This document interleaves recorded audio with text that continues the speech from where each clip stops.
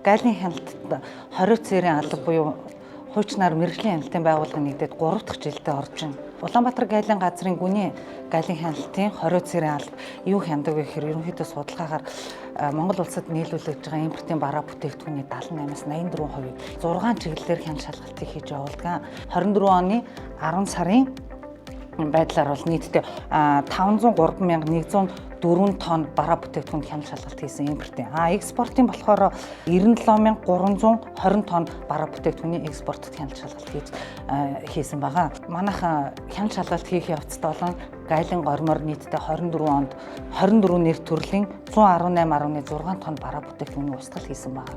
24 онд 10 сар хүртэл 37 зөрчлийг илрүүлээд тодорхой арга хэмжээг нь авч ажилласан.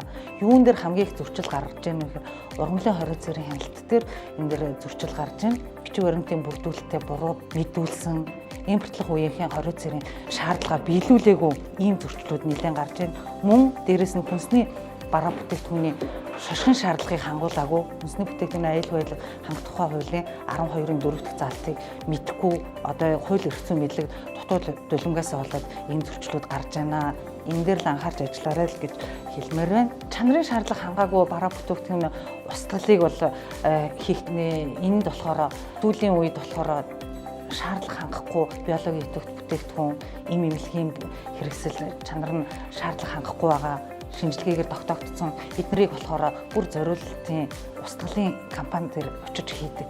Дээрээс нь устгал хийж байгаа юмд тамхи бүтээгдэхүүн бас энд хамаарагддаг. Чанарын шаардлага хангахгүй чийгшил болон өөрийнхөө хадгалах хугацаа бидний гормоо алдсан энэ бүтээгдэхүүнүүд эдгээр хамаардаг. Гайлын ерөнхий газар.